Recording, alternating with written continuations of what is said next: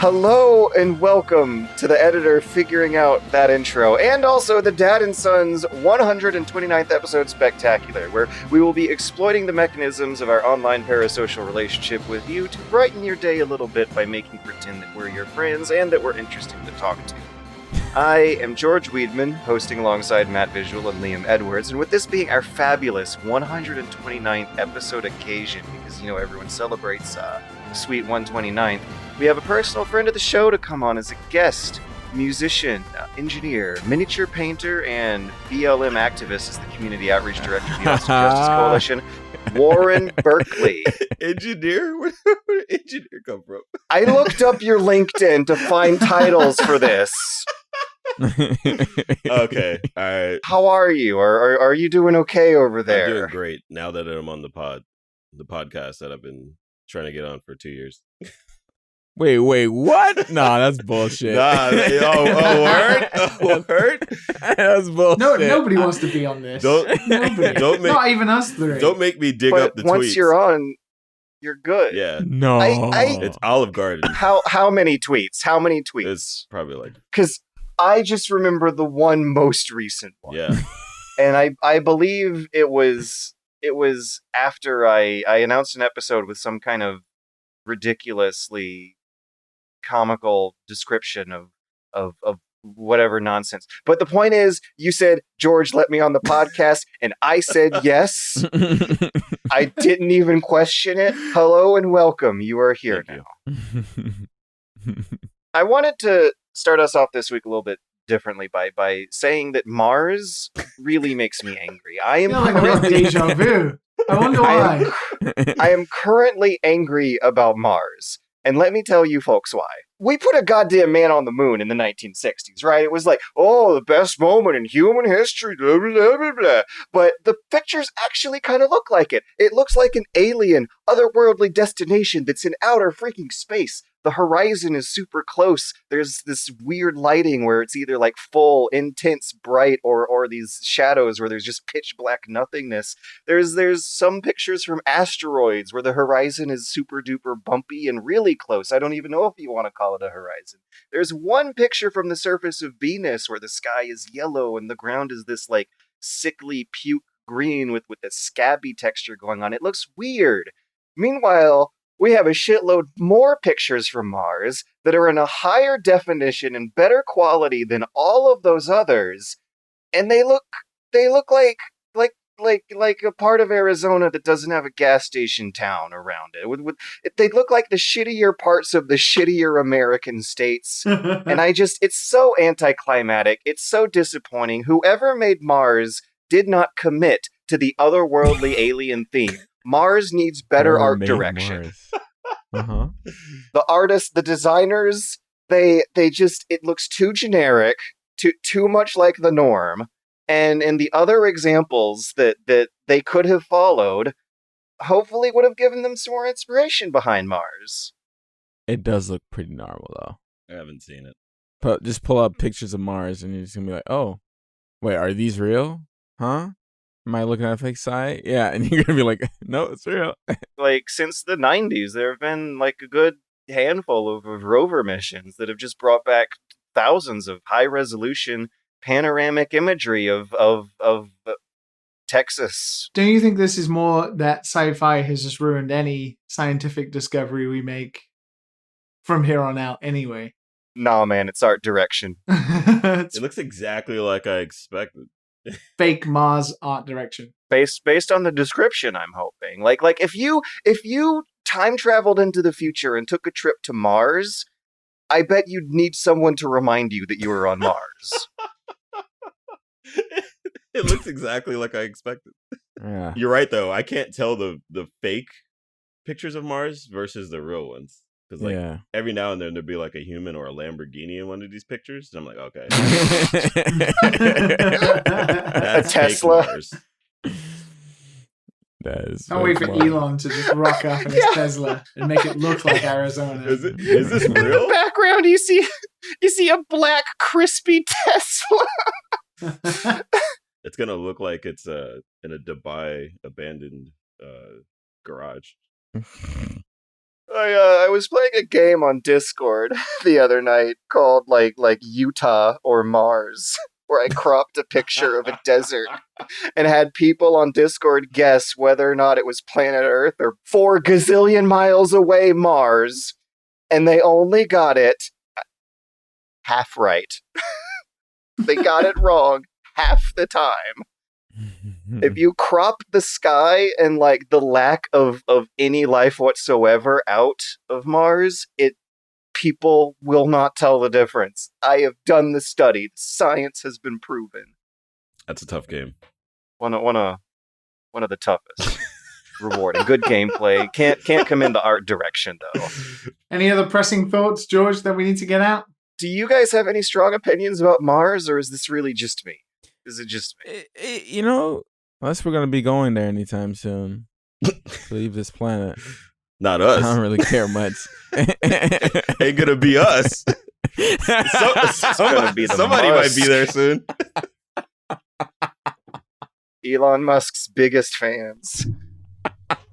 The Elon Musk official fan club is a death cult on Mars. White's only sign is going to come back up. What's the Patreon numbers looking like? Going down by the minute, my friends. Not Mars. We could go to Arizona. We could go to Arizona and pretend we're on Mars. It would be easier to fake a Mars landing than a moon landing. The moon's landing. Because Mars just actually looks like the lot in Nevada, Arizona. They fucking wherever. What did I just say? Anyways, guys, how are you folks? Let's move on from Mars now, because I just made a really dumb mistake. You wasted 8 minutes on that. That was great. Wasted? Excuse me? That was like a Anthony Bourdain monologue. I did grow up watching his shows, maybe looking a little too much for inspiration and role model for what I wanted to be when I grew up. Hey guys, how are you? You want to be the Bourdain of Mars? I want to be Bourdain George. I just want to change my name, swap it George around. Bourdain. You'd be terrible on like what is it, Cosmos? Like Neil deGrasse Tyson would be telling you, like, look at this scientific wonder, and you're kind of just sat next to him, just like, yeah, it's all right. I don't know what you're talking about. The only one I know is George Orgeman's Legally Distinct Cosmos. Like, oh, it's all right. It's not popcorn tacos, though. Yeah. That's I'm just gonna talk about food. We gotta serious up at some point, and I just want to seriously say that popcorn tacos are fine if you don't flavor them with butter and salt. Oh god, here we go again. All right. You're gonna kill half of the Patreon people who try that. This shit's just gonna decline. Our numbers are going down by the minute, guys. We have to save it. We are reading emergency levels on the Patreon funding. The fan base hates it. We need to talk about video games and pop culture, quick. Great. We need that Mars funding. What have you guys been playing this week? Dragon's Dogma again. Again? Have you beat it before? So don't make fun of me. Don't make fun of me for playing old games. It's like, well, I have to do another thing that's Dragon's Dogma related, so just kind of refreshing. That's right. You know, I never knew. Yeah, like, George, you play old games. This is a good old game. Yeah. George playing Bases Loaded. Oh, shit. Oh, shit. Ooh, really Leo coming with the fire this time. I don't even have to do anything. So, Lauren, what do you think of Dragon's Dogma? It's probably the best action RPG ever made. Oh, really? Yeah. Would you even say it's better than You say Oblivion or Morrowind. Castle of Daruga? The hell is that? What the hell is what? Is that what you're playing? Okay, fine. Let me think of a more mainstream normie example for you. Is it better than Mega Man then? Because that's where I'll jump from there. I don't think that's same. Yeah, it's a bad comparison. I don't play Mega Man. Also, it was the Tower of Juraga I was thinking, not the Castle of Juraga. But anyways. Warren, when I met you at a con, I never knew you painted. And oh yeah, you see what this exactly bullshit? do you do? You see this bullshit right here? Yeah. Like I never knew it was that serious. Like I remember a couple pictures coming up on floor to ceiling. Jesus. For those who don't know, we need to visually describe the picture for our listeners. Warren is sitting alone in a dark room, with only light from the monitor casting across his face. In the background, as described from ceiling to floor, are racks of miniature painting and an exposed closet space. Posters everywhere. What is that? American. Oh, that's Tito. That's Sarah's American side of the room. Titan. Okay. Okay. Never mind. I was looking at the wrong half of your webcam feed. That's all. It was just kind of clouding out in the darkness in the background. This is the gamer rack right here, and this is the pile of shame. Yeah, I thought I'd walked into Japan, but I live there, and I was like, oh shit, look at those Gundams. Look at those Gundams, baby. For those who don't know, I need to visually describe the picture for the audience. One half of Warren's room is darkened with shadow. The other half bright, happy, and normal. Normal. Says the man who just talked about Mars for fucking 10 minutes. Yeah, it's pretty normal over there. I mean, there's a picture of a skull here you can't see. And an octopus. That's an octopus right there. But yeah, it's not as bad as this half. Oh, it is. Okay, I now I see it. Yeah. Now we're just analyzing Warren's room. Here, I can turn the This could be the podcast. This is what we do. We have guests on, and then we just analyze. That is a lot of gunplay. Those are my Vive controllers right there. You see those? This is my Oh yeah. Oh, no. The inferior way of playing Beat Saber, right, Warren? my weird Games Workshop painting gun thing. Oh shit. So I think maybe you should describe what this is all for here. You are like an extremely dedicated miniatures painter who's like, I don't know, in your Twitter bio it does say you've won awards. Yeah, I've won three awards. They're right there. I'm looking at them. What are said awards? They're local shit. I got gold in hold on, let me look at it. We're getting a live showing. Jerry Seinfeld over here. Austin Scale Model Society. They have an annual. It's called the Classic. I got gold in sci-fi diorama and sci-fi figure, and both were Gunpla. And then I got silver in a Hobbytown Gunpla competition, which I should have taken gold for. Oh, the shade. Throwing that. This is the place to add those grievances. Here on the Dad and Son show. The other guy didn't even. He had parts of his kit that were unpainted still. Oh my god! No, fucking scandalous! No. This is where it's happening. That's that drama like a Keemster in here. That's just afraid to ask. I mean, it might just be me, but I feel like if you go to a competition that's about painting and you have parts of your kit that are not painted, you don't even get second. You don't get first. You don't get top 3. No. Yeah. I gotta ask though, is this like wrestling? Is the trash talk part of the theatrics, or are we breaking a very serious competitive norm here?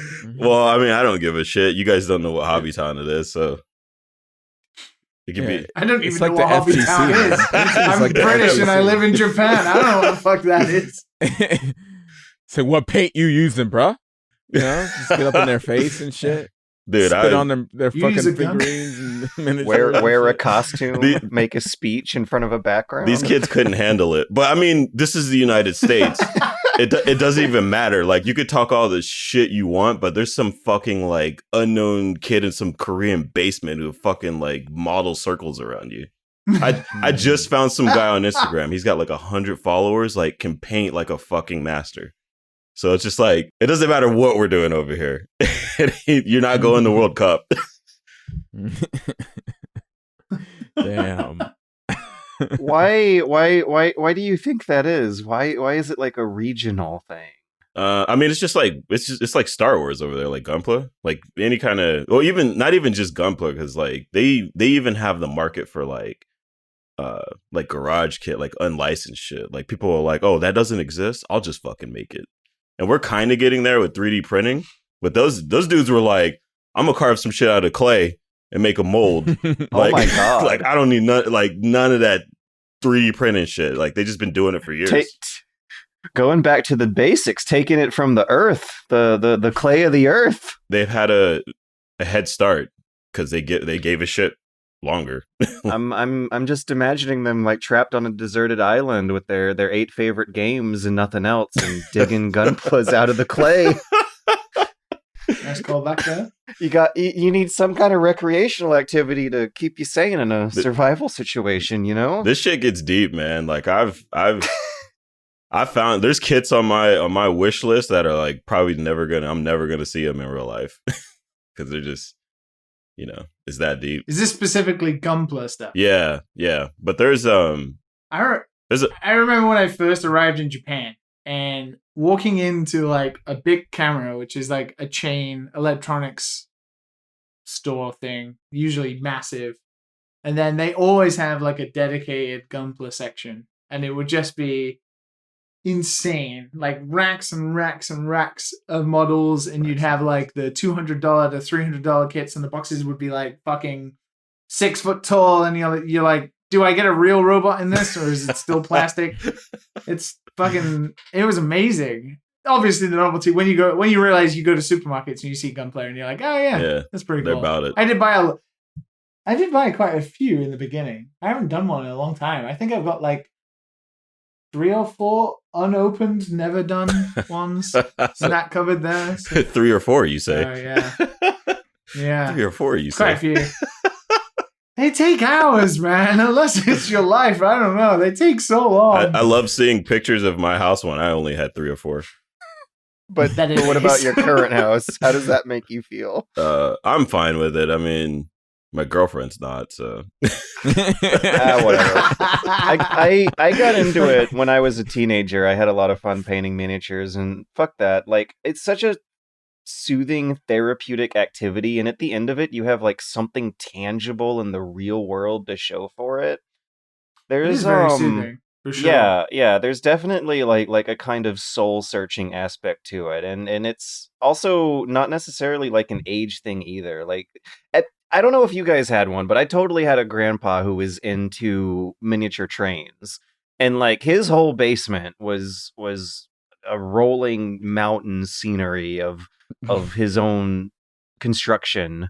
Like he had towns in there that the trains would crisscross through with like little economy, and you know, this was like an 80-year-old World War II veteran still engaging in this kind of play with his imagination and world building like that. And I think there's something innately human about expressing yourself in that sort of way. It's kind of like storytelling or writing when you're doing like a diorama or a scene or something. You're not really thinking of like, oh, I'm like playing with these children's toys. You're really like, you know, you have like this idea in your mind where you've planned it out or something, and you're like getting it out like, you know, a writer or a filmmaker or something. Yeah, it's creative expression. You like reflect what you know of the real world back onto what's going on in your head, and use that to keep you sane and make sense of everything. I mean, when you sat there thinking of life's greatest questions, like, why is Mars disappointing and looks like a film set in Nevada? Guess you gotta have something to occupy your mind. I wonder if anyone is really into like making miniature recreations of space equipment, like moon landing sets. There's definitely models. Yeah. The guy whose ass I beat for sci-fi diorama did some fucking space launch bullshit. Oh my gosh. It was like it was like a rocket or something. Humanity's greatest accomplishment over here is just a bunch of bullshit. He didn't have any fucking trees, bro. You gotta get the trees. You gotta have the trees. In space. Have you seen my Trees in diorama? space. I made a whole cliffside. That shit was huge. When I walked in, like dudes were catcalling me. When I walked in with that diorama. What? Oh my god! How bad is it in your apartment or house? Is you got like figurines or miniatures on top of the microwave and no, it's contained. Refrigerator. This is the worst part. This is the worst part right here. The rest of the house is quarantine. Ooh, that tells a lot. My finished stuff are in 2 detofs from IKEA. So you like just into the like the Gunpla and the miniatures, or do you actually like Gundam as well, like the anime? And stuff like that. I haven't watched the anime in probably 3 or 4 years. I did see NT in theaters and I hated it. I think Thunderbolt is probably the only anime that I'm like, that's like new that I'm like still into. But it's kind of going down the. So it's more, yeah. So it's more just the process of like putting together dioramas via the pretty fucking sweet looking mech. Yeah, people try to talk to me about the anime, and I'm just like, no, buddy. What the fuck are you talking about, you nerd? Get away from me. Not today. But then it's like, I get the same thing from Warhammer because I paint Warhammer figures, but I don't know the lore and I don't play the game. So when people say shit, people try to talk to me about like anything beyond painting, I'm like, question marks. That was me as a kid. I loved painting Warhammer. I spent so much money on Games Workshop stuff. I had no idea how to play the game. Fucking played exactly. like 2 games ever. I had no idea what the rules were. I was like, I'm just gonna paint this Space Marine tank and I'll be happy. Fucking spaceman go bird. Woo! Basically, I really do miss it. My favorite part was always sprinkling the grass on top. Oh, dude. Yeah. And then rubbing it with your fingers. When you put the glue on the base and then you stick it in the bucket and get all the grass on, and then shake it around. Or when you shade your gunmetal gray just the right way that makes it look like actual metal when it comes out and dries up. Like that. It's so satisfying. How long ago were you painting? 2002, 2003. Also, fair disclosure, it was not Warhammer. It was the Games Workshop Lord of the Rings tabletop game when the movies were coming out, and I was sucked right into that marketing scheme. I remember the old White Dwarfs that had like the first half of it would be Warhammer and like 40k and Blood Bowl and all that, and then you'd flip it upside down, and like the last 10 pages would be dedicated to the Lord of the Rings miniatures. Now it's fucking badass. What you got with the Lord of the Rings was more grass, more trees, more art direction. More Frodos. Less rocky ground with nothing around like in Arizona or Mars. Well, they've had Warhammer Fantasy and Age of Sigmar is kind of like the not space shit. The not space shit. Yeah. The fantasy shit. I don't actually. The opposite of sci-fi. There are only 2 pieces of fiction: sci-fi and fantasy. Nothing else exists. You want to be on the ground. You want to be in the sky. You want to have armor? Which one? The old one or the new one? Is it magic or science? People. How do people do impossible things in this universe? Do you like sword or gun? They have psychics in 40k. Those are kind of like the wizards. Also, there's some demons that exist in Sigmar that also exist in 40k, just because they're like eternal. I know what those words mean. Well, I mean, a fucking demon. Matt's been quiet this whole time. Matt's like fucking nerd. Closest I've been to Warhammer is working for the cards. I used to sell the cards. That's pretty much it, man. The cards? What? Yeah, they came out with cards, and I was like in charge of California for them, for 40k. Like the game, right? Yeah, the game. Huh. I don't know if it's still popular now. If it's Warhammer, but they had like at least 2 Warhammer. Oh, sorry. Yeah. If it's Warhammer, it's popular. Yeah. People love. Oh man, I used to go to the miniature stores and people were like, "Oh yeah, you got the new packs," and I was like, "Yeah, toss some shits out." Toss some shits Look, out. the dealer's here. So the dealer's here, bro. Oh, man, I know that guy. Yeah. That sounds like going into a fucking Games Workshop. Somebody that you don't want to talk to you is going to talk to you. Oh yeah. They're always there. They're always like setting up a game with the rulers and shit. And it's just like I sit there and watch them play, and I'm just like, man, this seems so tiring. It's so tiring. You play D&D. You have D&D your is pony Matt. completely different than D&D that. persona. They're not like, oh, I'm gonna beat your army. Or they're not doing any of that like Yu-Gi-Oh shit. Like they're just like sitting there, like stroking their beard because they all have one, and getting out the rulers and seeing what army to move first and what unit and shit. It's crazy. It's crazy, man. I don't want to hog the mic or anything, but I guess at some point we should talk about games we've played, right?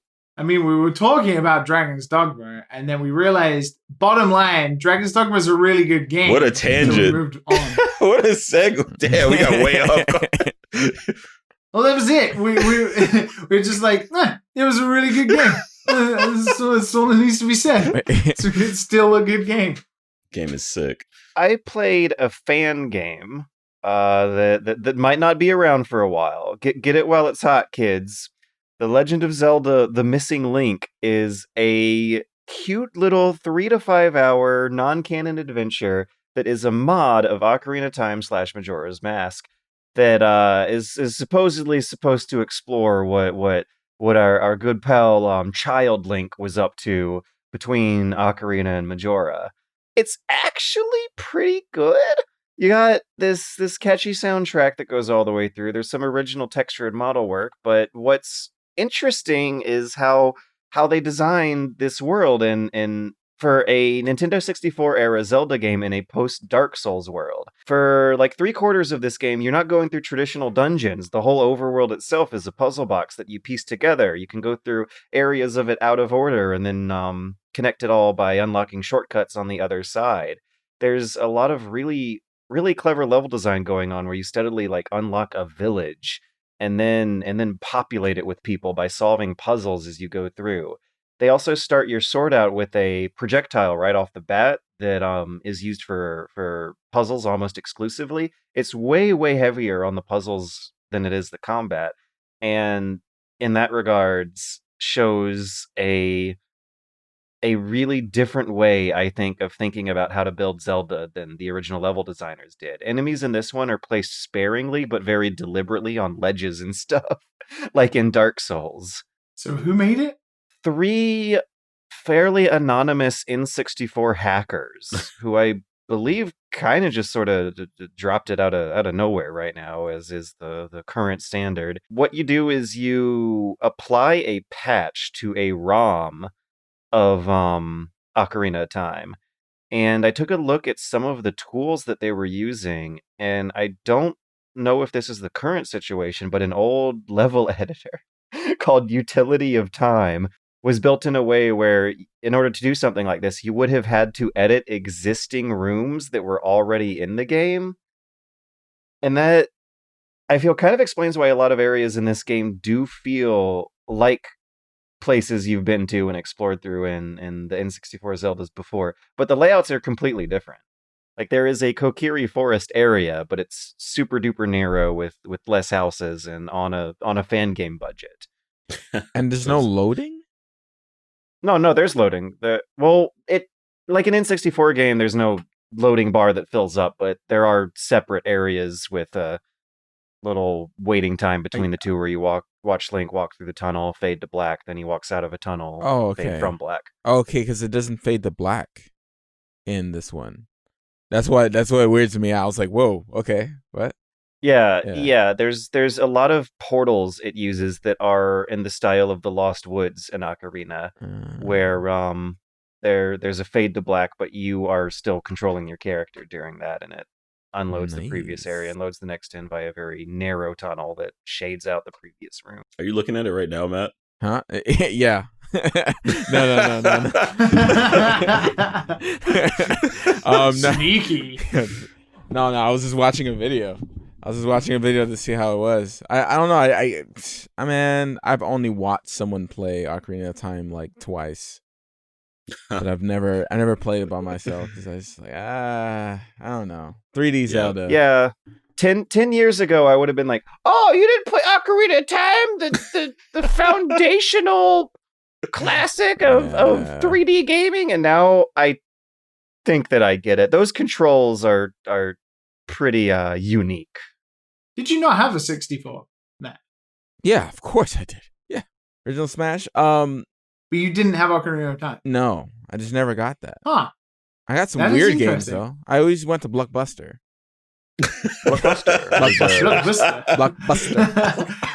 Always went there. I wondered for a second if that was an American way of saying it, so I left it. Blockbuster. And I'm glad George pointed it out because Blockbuster. I just ordered some Blockbuster sunglasses, some Blockbuster hoodie, and a Blockbuster baseball You cap try to save the Blockbuster?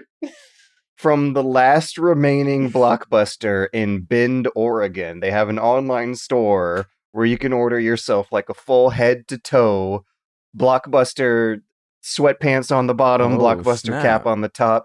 Next con, I'm gonna be Blockbuster boy. How much did that cost? Because I kind of want to do that. Why? But I don't know if I want to spend like money on it, you know? They're definitely given the save our local business premium. I'll say that much. Okay. Yeah. Ugh. You're keeping the doors $300 open. on a Blockbuster outfit. I didn't spend $300. It was more It like was like $200. 65. Oh, 65 is not bad for a whole kit. Come on. is it like disgustingly blue and then Yes, yellow? it's disgustingly blue, Jesus. but I did not go from like Beltline below. I didn't get the sweatpants; they were out of stock. Sweatpants? Why would Blockbuster? Oh, have I the would love the sweatpants? sweatpants. The sweatpants went The first. sweatpants, yeah, they're the most popular item. Wouldn't you want Blockbuster sweatpants? Hell's Oh nah. my god. Even when I'm at the Oh. house, I'm not that swagless. Yeah. You gotta be styling for yourself, dude. I don't own sweatpants. Girlfriend be like, get that shit off. Builds confidence. Oh, Yeah, but no, I had the same experience as Matt. I only rented Ocarina of Time. I never beat it. Yeah. Barely played it. You know what happened? I went to Toys R Us to buy Ocarina of Time, and they were all out of it, so I got Buck Bumble instead. That shit was $70 too. Oh, you poor soul. Damn. Oh, it hurts the most back then. You know, you didn't know. You just went in there and you bought stuff. I didn't know. Yep. Oh man, that continued for a little bit. We didn't have no IGN.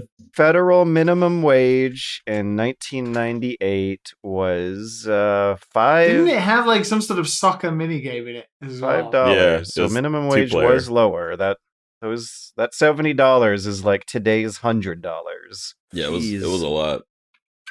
Yeah, Nintendo cartridge. Power gave it an 8.5. Of course they did. Oof. Of course they did. All those mowed lawns that you had to do, all those dishes washed. Next Generation called it a diamond in the rough. Oh my god. Have you guys played that game? But that's true though, right? No. I've never played it, but I have the theme I've seen song somebody fucking play it. memorized. That game was trash, dude. Oh, it wasn't a diamond in the rough after all. It was like it had like that Turok fog, but it was black, so you couldn't see what you were shooting until it was like point blank. But at least you got the Mm-mm. theme song. I mean, It's biggity buck bumble. I still As played a through it kid though. in '98. I still played through it, but I wasn't having fun. What have you been having fun with lately, Warren? What enriches your life these days? Dragon's Dogma. I play Dragon's Dogma once a week. my weekly I've been doing weekly streams, which have really just turned into like channel updates for like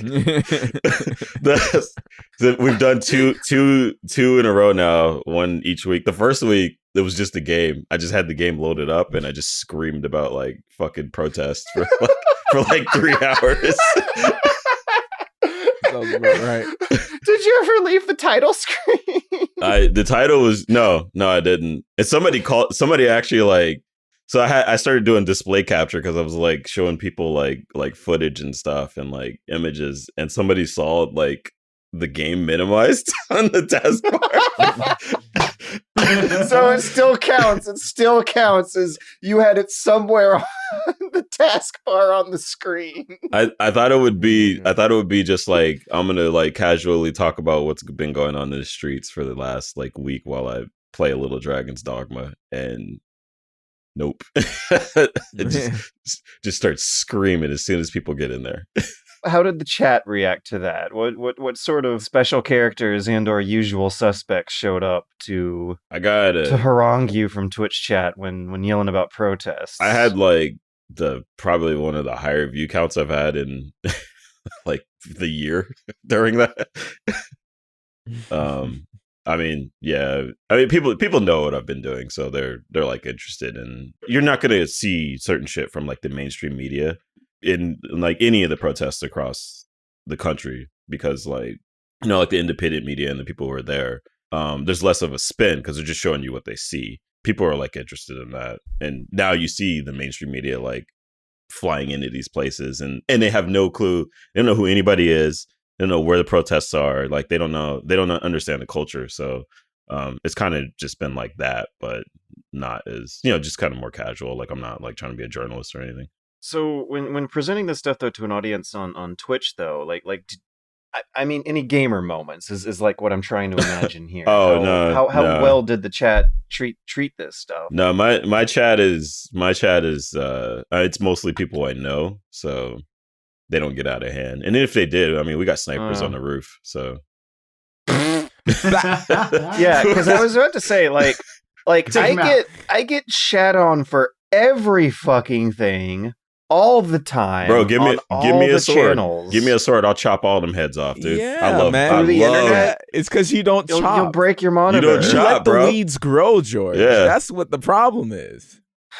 Just let him Batophobe's in the chat. He is trigger happy. He will blow your head off. I will admit, George gave me power once when I was watching his stream, and it was tempting. But then I realized I was the biggest offender of all. I can't chop myself. I can have the power and abuse George at the same time. Oh, look at his displeased face. Yeah, it's just my regular face. It's like a sad puppy. No, that's just regular. I have been told I have a resting bitch face problem. Anyways, it's not a bitch face. It's more like a disappointed face. Just purely disappointed, and not in anyone in particular. Just life. Just Mars. I saw a picture of Mars. In the spirit of having good art direction and being good at capitalism, I sure have capitalized on my resting bitch face problem, haven't I? Oh my God. I'd say so. That shit was on socks. It's on the logos of many of my software products. Such. You ever learned to type? Yeah, I learned to type and coded a Discord and a Patreon. No, I mean learn to type software program. Fuck off. What software do you have? What the fuck? A Discord. Can you imagine typing with George? I was just saying that. I will say though that actually playing through this Zelda fan game did make me want to play around with their level editor because it is so much less intimidating when you're looking at a low poly environment. Like I'm looking around at the ranch in this game and I'm thinking to myself, oh my God, if I was like actually familiar with the tools and shit, I bet I could whip this up in 8 hours or so. It seems so much more doable than when I play an indie prototype of something with high poly assets and bumped map textures. I really felt the old modding / game dev urge when playing this fan game because it looked like they made it possible. I would love to make my own little Zelda puzzle village, and it seems like the tools for that are actually out there and available now. Of course. Get on there, get in there, find out, and do it. You can't handle the power of Unreal. No, but these weird ass Nintendo 64 ROM editors, yes. It's like 50cc Mario Kart. God, I would love to have a interesting little George village. Maybe with when people start hacking Majora's Mask, they'll be able to make timed events and put them on that schedule, or edit the schedule to customize it towards their own little stories they want to tell. Or maybe you could. Okay. You have the tools. You just said. You just said it. but I'll have to like learn them and go through tutorials, and it'll be hard. Are you busy? You spent most of the day looking at pictures of Mars. What else have you got to do? I did that for an hour on the Discord to engage with our fans who give us money so that they feel they're getting some value out of the transaction. That was like That's the technically. value we're giving them? Are you a science teacher? Is it Mars or Utah? Come to Georgia's science class to learn the difference between the two and how similar they actually are. I made a video. I played a bunch of Hunt Showdown. I played the Zelda fan game. I also played Grounded. If you guys are interested in hearing about Grounded. I'm interested just because it's an Obsidian game. Right? That seems like the most non-Obsidian game Right? ever. Yeah, it Very strange. it's How is it? I see it. It's not what I expected. Don't get any fooled by any quick combat gifs of these kids fighting in a tunnel. Grounded is a game that's like a gamification of the Honey, I Shrunk the Kids concept. You play as one of 4 children who are shrunk down to insect size in their backyard. And they have to build a base and craft and survive and gather food and water. What? I already hate it. This is a survival Why do game? I have to play as kids? Yeah. Yeah, it's a survival crafting explore 'em up. And I actually kind of enjoyed the little early access open beta they put out on Game Pass. It's a Subnautica style adventure. I was surprised by how sciencey it gets. There's a surprisingly detailed ecosystem. You see lines of ants that will like dynamically gather up the dew that spawns every morning in the cycle, and sometimes they'll fight other insects. There's apex predator spiders that roam around and turn hostile when they're hungry and turn neutral when they're not, depending on what other AI insects are around. There's a story quest line that has you rejiggering dad's science machines to get the kids back to normal. So there's some sort of goal and endpoint to work towards. And unlike Subnautica, it has some 4-player multiplayer ready to go right out of the box. Comparisons to Subnautica also come from how a lot of the threats you feel are above and below you. There's a shitload of verticality going on because the blades of grass are things you can climb that also hide insects that could be friendly or mean up there. There's a lot of fun perspective gimmicks. Insects look either extremely cute or extremely scary, depending on what mood they're in at this scale. Like a ladybug will look like this giant, horrific tank careening through the mud. Sometimes enemies or friendly insects, depending, on their mood, will burrow out from under you or fly in from above you. So I did find a lot to like there. I think this game has some potential. The setting also feels unique and interesting and quirky and cute. Seeing the world from this small of a scale is a treat. It reminds me of some old Unreal Tournament 2K4 custom maps people were making of their bedrooms, but giant sized, and everyone would like fight on the tables like army men. Do I have to play as children? Yeah. You have to play as children. Kids yes, only. yes.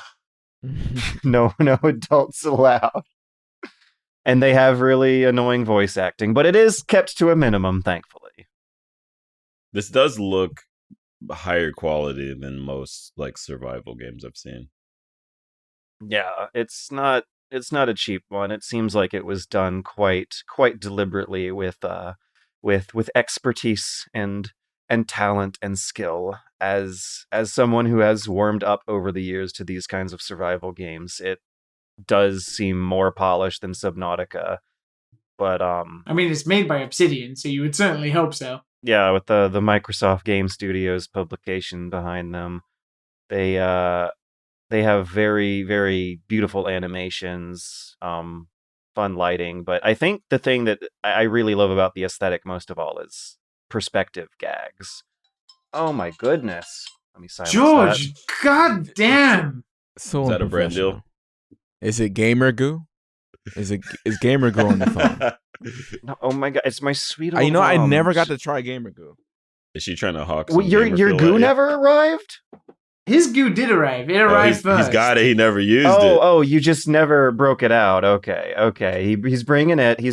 Where do you rub that Never got stuff? to- So We got- Liam, go ahead and you never explained how How to you use- met the Gamer Goo guy. We were waiting for George's Gamer Goo to arrive. And it never And did. My goo it never never did. came. I never I mean- I never got the goo. Scammed. You never got the goose. It smells artificial. That's I'm gonna forewarn you, Matt. specific. Your hands are gonna get dry. Oh no. Yo, Like, what the hell is Black that? guys can't have ashy hands, man. Come on, man. Like sandpaper, and you're gonna your hands are gonna be fairly white afterwards. He's about to throw that shit in the trash. I'm gonna try a little nip, a little What are taste. you supposed to do with that?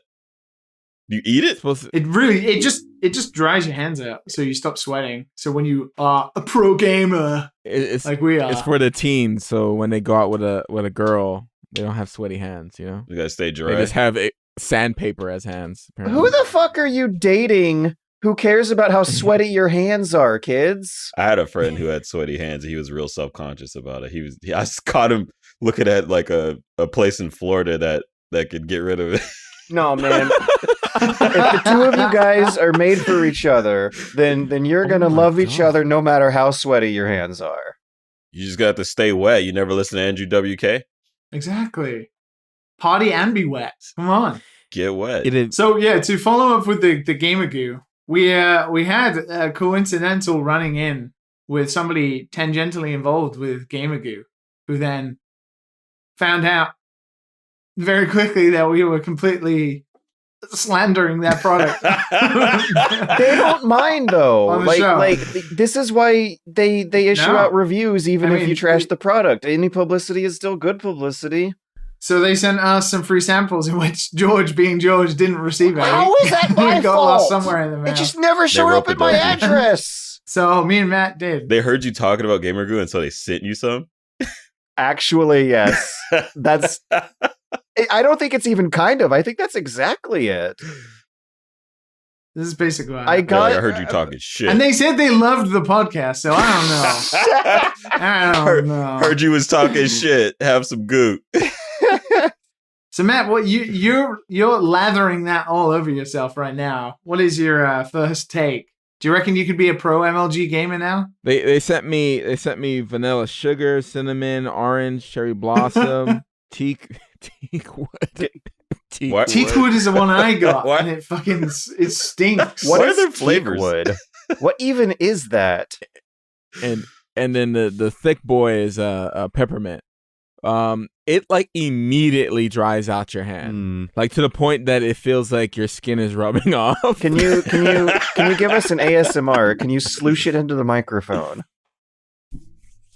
That's how dry my hands are. We can't hear it, but I'm sure the listeners can, and I'm sure. I can hear it.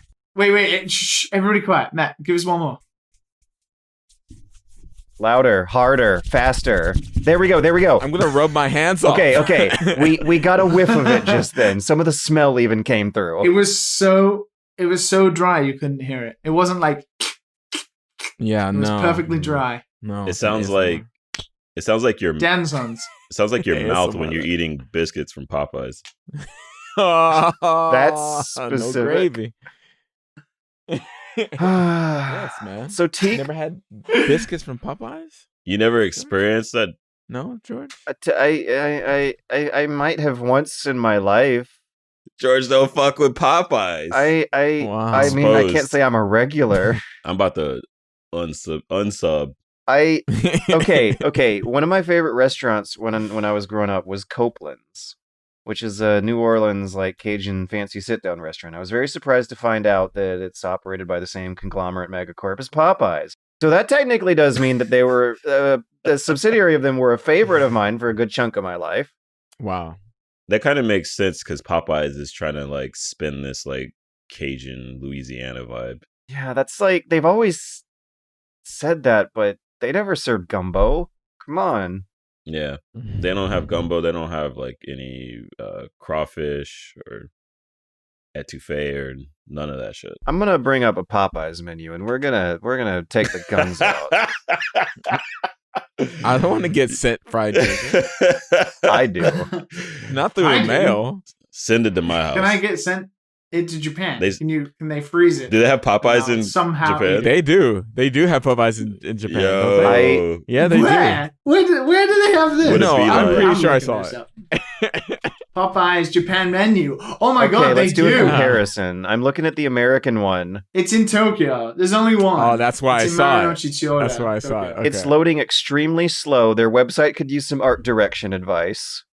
I see I've one for never had Okinawa. The only seafood they have is popcorn Oh. shrimp. That makes sense.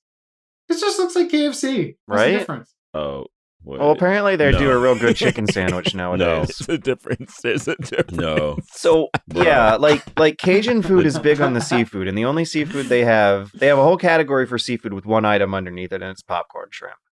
Shrimp. The shrimp's not bad. Quarter-pound popcorn shrimp meal. It's not bad. It's not bad shrimp. All right, does It's okay. Wikipedia Restaurant. call them a Cajun Delivery. restaurant? Let me see. Like, Japan. yeah, it's called You trying to get Popeyes. So delivered? is this the plan? Is the plan now to talk about any and every product in hope, like Gamergoo, it gets sent to us somehow? and criticize You it. have to talk mad shit though, because we talked mad shit about Gamergoo. It's called Popeye's Louisiana Kitchen. So I'm not wrong. They are mismarketing themselves as like Cajun Louisiana swamp food. Swamp food. You didn't have the Popeyes chicken sandwich? I have not had the chicken sandwich yet, but I'm all about the chicken sandwich. If I can get a good chicken It's a- sandwich quick and not have to support the cultists at Chick-fil-A. It's a giant chicken tender on a bun. Yeah, that's exactly what it is. Maybe a couple pickles on it, and it's like, woo! Oh my god, it's the best thing ever! Woo! Oh, gotta get it! Oh man, gotta fight with Chick-fil-A. Come on, man. No, it's your Yeah, moral food, man. imperative. You got to fight with Chick-fil-A regardless. You could just not go to either one. Yeah, like I do. Dude, the line for these places over here in California are ridiculous, especially Chick-fil-A. Around my No. bank, there's just a line out of the actual shopping center. Why people from California? Yeah, like fuck Chick-fil-A? off. Don't know. Even I know Chick-fil-A has a history of shitty. Keep it in the South, please. Let's not let it spread. Oh, it's spread, my God friend. damn. And In-N-Out. Oh man, they love their In-N-Out here. Yeah, well, Jimmy loves his In-N-Out. Jimmy loves his In-N-Out, man. In-N-Out, Holy I shit. don't think has this association with the anti-gay agenda. So let me look them up. Actually, They do fund Trump. You oh know, shit, I never really? think about that. Yeah, I they never donate to think Trump. about that. It's his Yeah. campaign. Oh shit. Well, it's a good thing I don't buy anything. Can't eat anymore. Is Wendy's okay? Can you tell me if Wendy's? yeah. Bro, you See, didn't, Wendy's you is didn't see killer. that Wendy's I get like Wendy's. burned down? Yeah. I did see that. You Is that forgot. related? Can I still eat at Wendy's, please? I think Wendy is in the clear. I think Wendy has not gotten in Twitter trouble yet. Yes.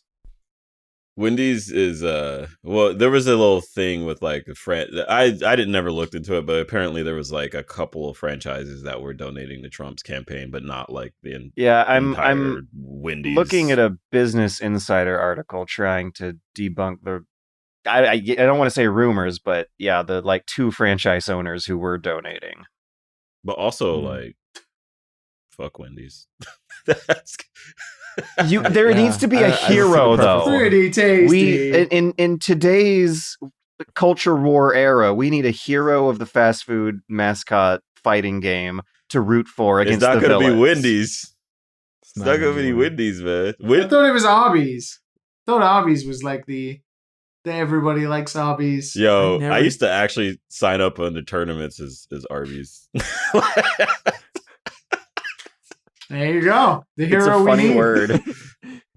I named my Animal Crossing island Arby's. Didn't friend of the show Kyle Givelli make like a suit of armor for Arby's or some shit? Oh no, he just had connections with the guy who did the What? nightmare. When Soul Calibur 6 came out, they made a giant nightmare statue out of hamburger boxes from Arby's. Yo, I have Yeah. a story about that. at Oh Evo. shit, we need to hear it. Prime podcast material. This is the place. I was talking shit. I was talking shit at the Arby's booth. Of course, you were just talking shit. Wait, hang on. Were you suing them for copyright infringement upon your fighting game ego? No, Of Arby's? Did you say at the Arby's booth, as if this is a convention? Arby's had a booth at Evo. What? Which is already like What? And they had that statue, that nightmare. And I was talking shit because one of my friends was like, yo, look at this statue that Arby's made. And I'm like, man, Arby's don't do shit but make shitty food. And the dude came from behind the booth so fast. He heard that shit. He was like, shoo. Actually. Excuse me, sir. Do you have a problem? Yeah. That's exactly what happened. He was like, did he suit up in the nightmare armor to them? That would have been sick. That would have been sick. If we could have a Street Fighter stage that is just the Arby's booth that with the DLC character Arby's Nightmare. Nightmare Arby's. I'm gonna start signing up at tournaments again as Nightmare Arby's. Oh my god. I don't know what's funnier, Arby's Nightmare or Nightmare Arby's. Both of them elicit horrifying imagery. So I started telling people I got banned from Arby's. Because you talk shit about them at an FGC Because I talk event. shit. Yeah. Oh man. I actually guess this might be a good time to ask because I've had trouble like adjusting to the rules, right? Is it like wrestling in the FGC? Is the shit talk part of the character and part of like the theatrics of the sport? Because they do shake each other's hands after the matches, and you don't do that in wrestling, if I recall. If you don't shake hands after the match, it's like one of the worst offenses you can commit. Has it happened a lot? And that's good. If you could fucking it happened. Google salty FGC moments, and most of them are going to be no handshakes. Yeah. Oh. I love them. Let me find. Oh man, there's one really good one. Wait, there's a British one I know about. You're thinking exactly who I'm thinking of. Okay, he's a Tekken player. Who are you thinking of? Again? Something Viper, I think. He's a Master Raven player. I can't remember his name though. There's like a British one that went around I think he was playing Rufus in Street Fighter. Oh, I think I found a compilation called "Real Gamers Don't Shake Hands." Do you see the guy in that in the thumbnail for that video? And it's got the circle around like the handshake. That's the guy that I was thinking of. That guy's also British, so that's why I thought you were talking about him. He gives him the handshake. I mean, that guy is always hyped though at like every tournament. But like that handshake was legendary, dude. Oh, what the fuck was it called? Oh, I think his name is FSP. I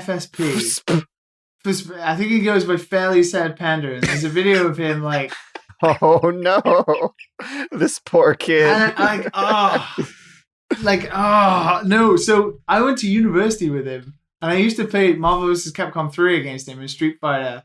And he went to a British tournament. He was super into fighting games. Like he was in like the British fighting game scene. And he would go to tournaments and just get absolutely trashed on, by like Ryan Hart and all those guys. There's one video of him playing, and he just gets dominated. And it's the salt. It's like he's so salty, and I'm like, oh god, I know that guy. I used to play against that guy. But it went around and it was on Reddit for years, and that's all he ever gets known for. Yeah. I think it drives him crazy. Yeah, even if you're a nobody, if you get captured on stream not doing the handshake, like you about to be famous, and it's not going to be the good kind. I timestamped the guy's handshake in general chat. Okay, I will add it to the description so that the listeners aren't totally confused right now. God, it's so cringy, dude. I love that handshake. That is like a multi-part handshake. And then the poor guy's Jesus getting Christ, pulled. He's like, oh.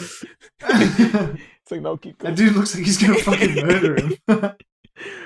Video games are so wholesome and friendly and not harmful, right? Oh, absolutely. Yeah, they've improved our lives with no questions. I like the really like timid reach out by the people who've won. Like they know what's going to happen. They know how. Just like that. they know how salty. I mean, you know it. You know it. This just makes me miss Gutex and Mike Ross. This just makes me miss them so much.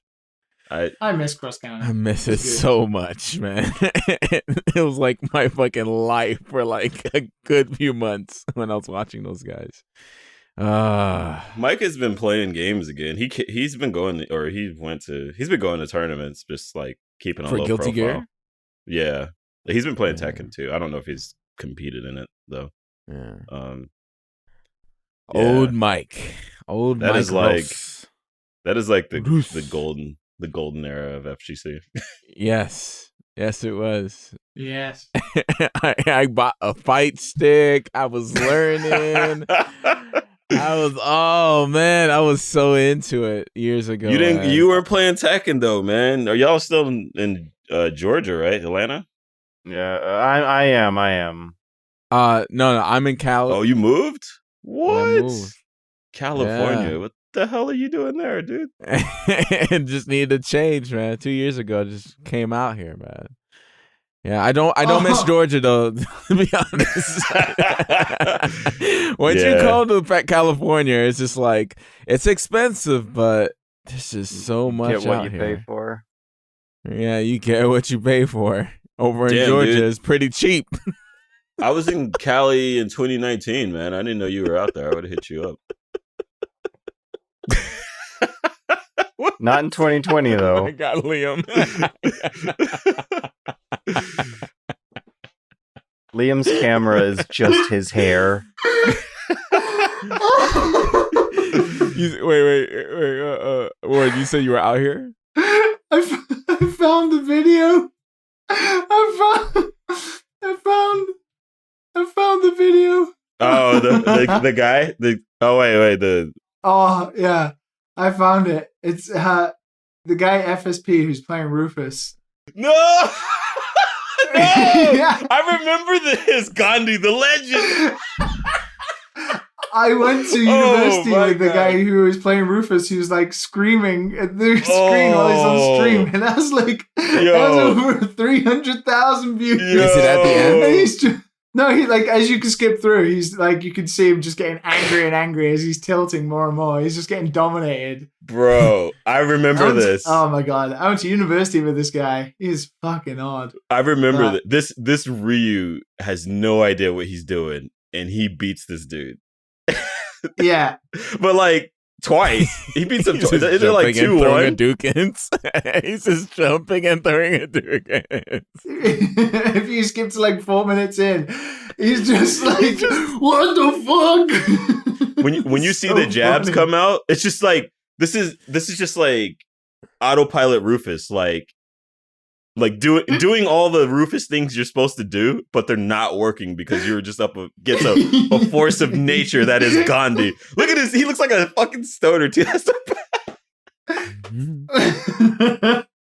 This video will be linked because Jojo linked Oh it, yeah. and it is amazing.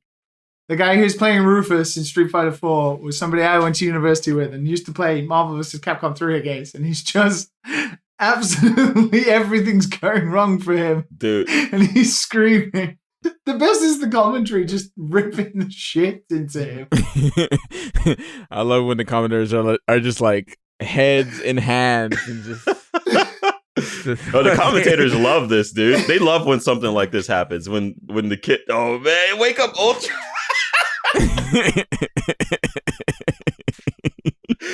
The raw tattoo from full screen, bro. This guy's Gandhi is a god.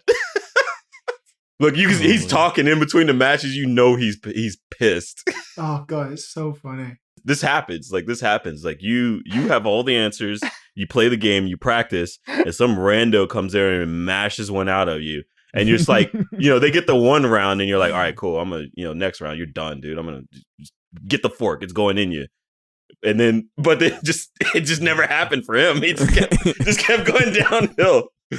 There was He keeps trying everything. everything, dude. He fails miserably. He's tilted. The guy just jabs him out of everything. Damn, dude. What's killing me is the full jump in heavy punch into EXDP. He's like, what is a setup? Never heard of that. Hit confirm? Got none of those. So Still laying him out. Oh God. The When you- jumping. When you get the Oh my. when you get the W and you're still shaking your head no. I can't believe, like 7 years later, people are still commenting on Bro, that. I completely forgot about this. Has it forgot been about this. 7 years? Yeah. Since this Yeah, man. clip? Yeah. I mean, this is Street Fighter 4, yeah. Oh God. This happened to me at SGC 2014. Was it embarrassingly caught on camera like this? Well, As a result of that? the guy ended up not beating me, but he shit talked me before the round.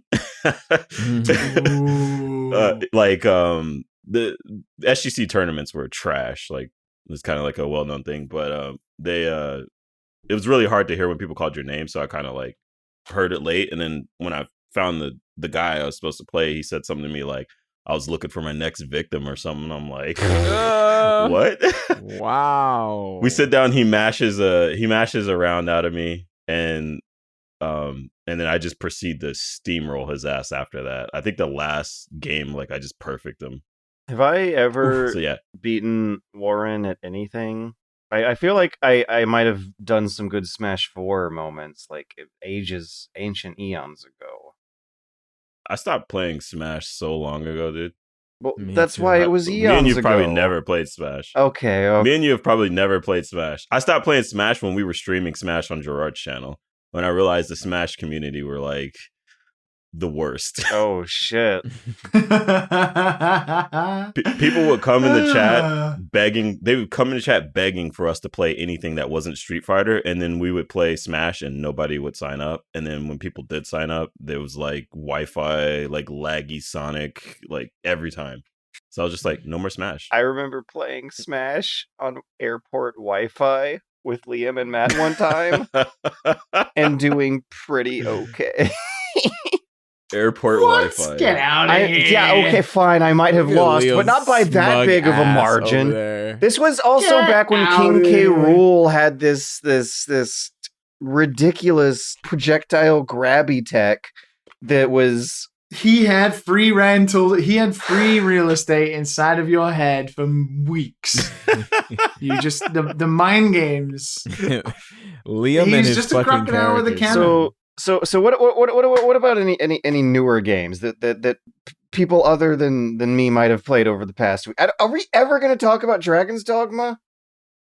I mean, we've talked about Dragon's Dogma. We have. We've talked about it 3 times, right? Is there better combat in an RPG? No. I can't. No. If you can't climb on a monster and stab them, Does it really it's not count as better combat? Does Yeah. Monster Hunter count as an RPG? No.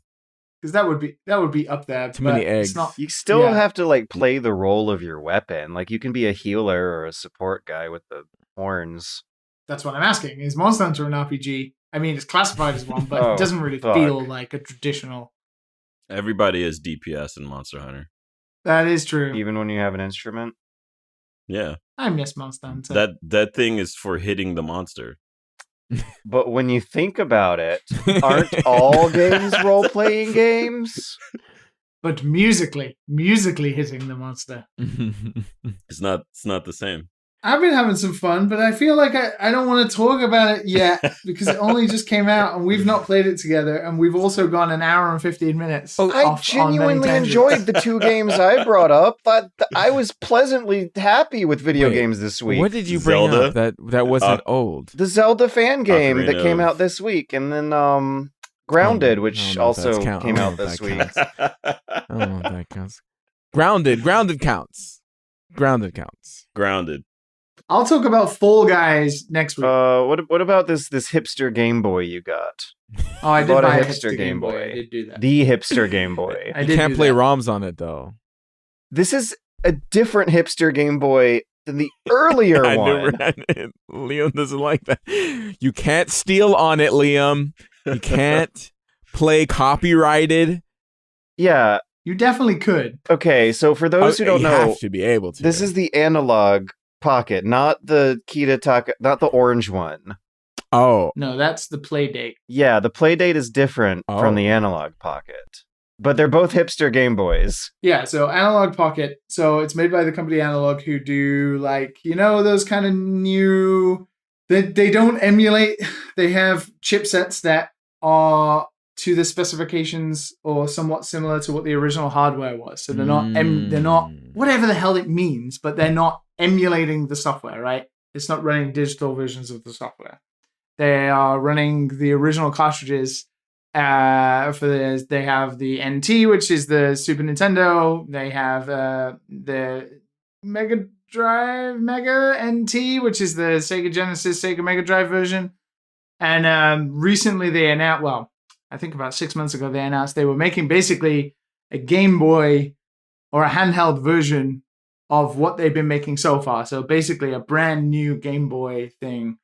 But it plays all region Game Boy games and Game Boy Color and Game Game Advance games. Okay. And you can get adapters that allow you to play Neo Geo Pocket games, Neo Geo Color games, and Game Gear games, and also Atari Jaguar ST That's games. nuts! Atari Lynx which is and crazy. Atari Jaguar is supported on this thing.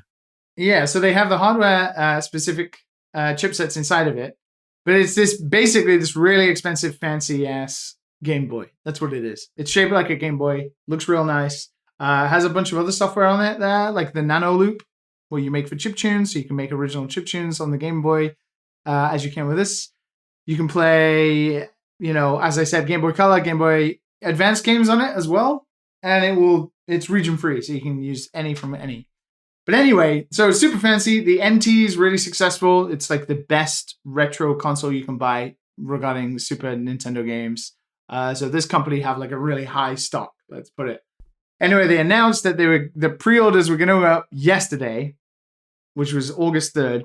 We had a little joke in the Discord that I really wanted it, so everybody needed to remind me. And I got like 10, 12 people pinging me for like 3 hours before it went live, reminding me to be ready to pre-order it. Good thing I fucking did, because this thing sold out in 12 minutes. 12 minutes. It sold out in 12 minutes. And I feel sorry for people because there was a bug where they had this shipping rates thing where it basically automatically detected your IP, where your address is and everything. And it would then automatically do the shipping based on where you are in the world. And even I got it, but thankfully I was early enough, where the shipping thing wouldn't load it and it wouldn't let you continue on with your pre-order and pay. So I was like panicking. I was like, come on, fucking refresh. I want to get this thing. Managed to successfully go through, managed to get one. And the dock allows you to connect it. It's almost like a Switch dock. You can connect it to the TV via HDMI. So you can play Game Boy Advance games on your TV in perfect resolution through the HDMI.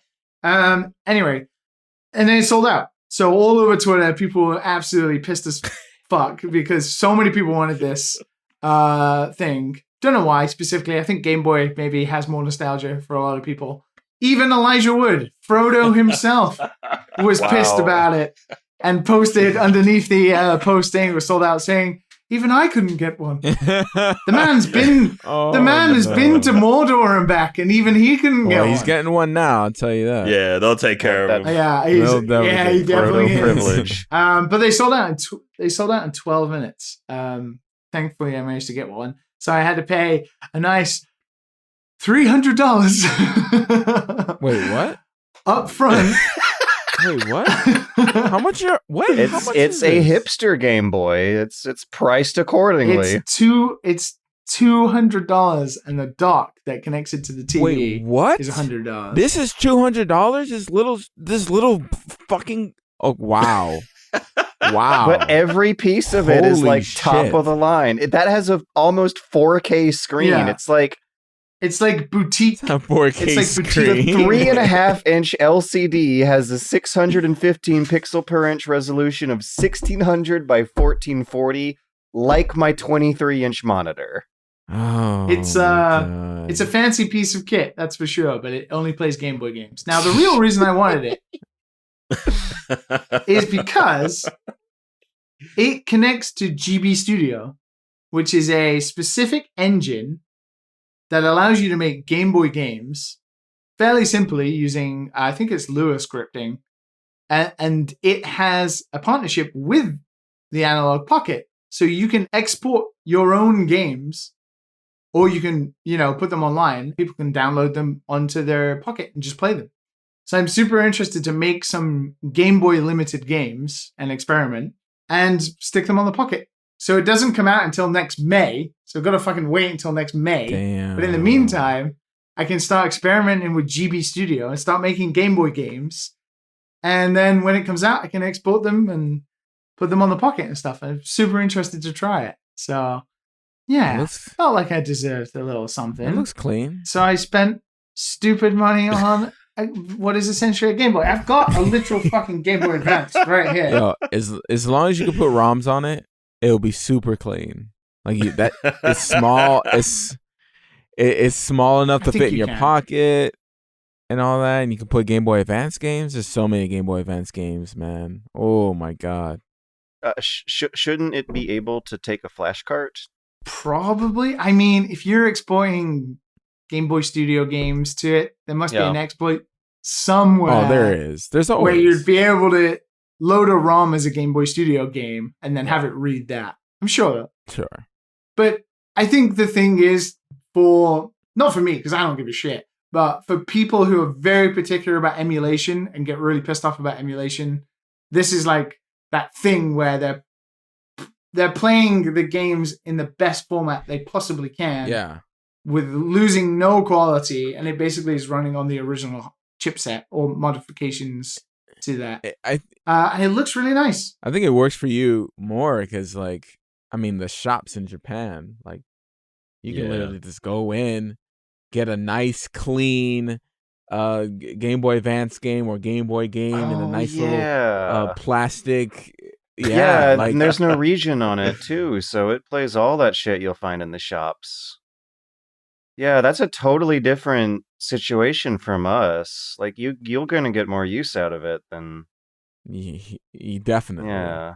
Yeah, so I have. I'm showing the guys now, but I have a stack of a couple of years ago. Coincidentally, I actually got into, because they're so cheap and they're so readily available, is like Game Boy Advance games in like really nice condition, and the box art is always like it's F-Zero, so much better than what we get.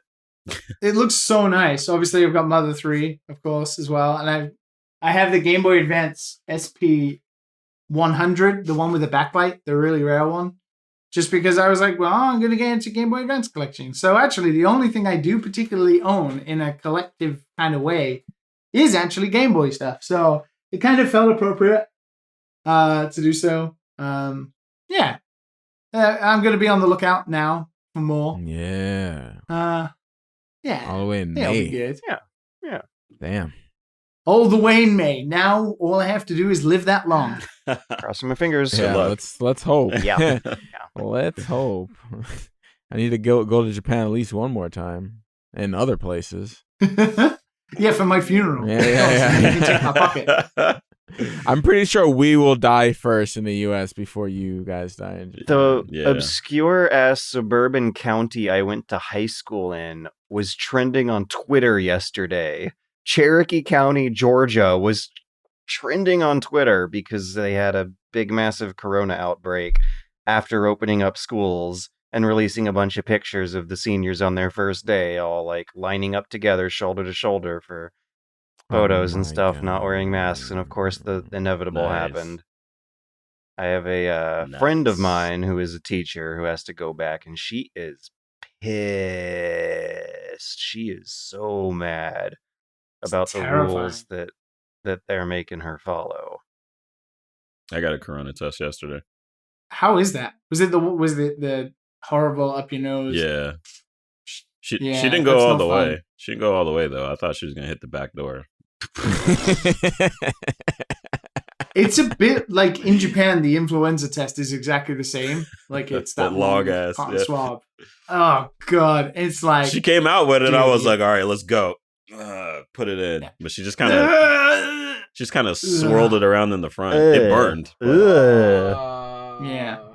It's not fun. It is not fun. That sounds horrible. Influenza man. test is bad enough. What if they slip and it Oof. just fucking just goes? Gives you a lumbotomy at the same time. The burning sensation, is it tickling your brain? And then she starts talking to me after. I was like, I'm trying to like get over my nose is burning. I was like, I'm just sitting there blinking, and she's like asking me questions, and I'm like, what? On the scale of 1 to 10, like how painful? Like let me It's know. like a 4. I think I got scammed. Oh, you don't think she went deep enough? This is a back alley. Yeah. It was literally like I drove up to a tent. Were they operating out of a tent? Yeah, it's a literal tent. They have 2 Yeah. tents. One's Corona and one's not Corona. That's organized. The other one's San Miguel. That's basically like what everyone will remember their 2020 by. Corona, not Corona. Yeah, there are 2 types of gamers. What about now? It's time to rock with the biggity back bumble. What about now? It's time to rock with the biggity back bumble. Bum to the bump to the bump to the bass. Bum to the bump to the bumble. Bum to the bump to the bump to the bass. Bum to the bump to the bumble. Bum to the bump to the bump to the bass. Bum to the bump to the bumble. Bum to the bump to the bump to the bass. Bum to the bump to the bumble. Bump to the boot to the boot. Shall we move on? Because at this point, I think we can skip news, just all of it. We went an hour and a half, you guys. That's Yeah. some good news in there, though. Yeah, but fuck that. Some good Instead, news we're in going to there. go to questions. And instead of talking about fascinating topics regarding industry practices and next-gen console features and the U.S. Army Discord admin banning people bringing up war crimes and then the speedrunning community developing, we're instead going to ask each other what we think of urinals. If you would like to ask us what we think of urinals, then please mail your question to dadandsonspodcast@gmail.com. I Alternatively, prefer it. Wait, you say urinals instead of urinals. what? You say urinals? Yeah. I've never heard that before. Really? Never Urinals. once That heard that. sounds that. so Urinals. different. Warren, have you heard He's that? trolling. Yeah. I'm Warren has good sense for this stuff too. He knows. He can tell. I'm gonna go with the trolling. Coming from Blockbuster over there, I don't know if I can take your word for it. We say urinals. Urinal. Urinal planet is cake. that? Urinals. Alternatively, Urinals. It's a Urinals. urinal biscuit. Oh my god. Alternatively, besides dadandsonspodcast@gmail.com, we also take questions from Patreons on our Discord. We have a channel for it. See, literally, the Wikipedia for urinal has 2 disintegrations of US and UK. They just made that edit for you. Oh shit! They pee different out there. Urinals. Oh my god. Urinals. Oh no. Let's talk about Guys. urinals. It sounds so alien in your I'm mouth, gonna- doesn't it? I'll be right back. Are you literally I'll be going to go right use back. He's going to use a urinal right now. George really tripped over his green screen. I thought he was gonna fall out the window. Oh my god. Oh. Can you imagine if he did? Wait, is he on the second floor? Oh, he's on further than that. Oh, baby. That- Can you imagine if the last thing he discussed was urinals? Urinal. I'm so glad that you guys use webcams for this podcast. Yeah, man. It adds so much more. It adds so much more. So that we didn't used to, and then we started using them, and everyone was like, "Wow, the show got really good recently." that's 2 out of 3 podcast members now I've seen almost eat shit or eat shit. Or eat So- shit. Oh shit. So we're waiting on you now, Liam. You're gonna have to Oh man, you're gonna have to you face didn't hear the plant. drunk episode. I'm back. No, I have to see it. I have to see I'm it. sorry. Nobody wanted to see what mess I made. The after more that and more I episode. thought about my Jesus. answer, the more the pressure built, and I couldn't handle it anymore. The more you needed to use it, urinal. Bro, you almost died trying to get that piss It out. was my Vietnam. Oh, Yeah, I don't know. I've never felt good about urinals. Was that a real question? Yeah. Hater from Yeah. Patreon asks urinals, yes or no? One of these haters from Patreon. Literally, you're not even wrong. That's this person's username who asked the question. Hater. I have played rounds of games with this hater. I don't like that question. You should ban questions. It's like you got to think about splashback and all that shit.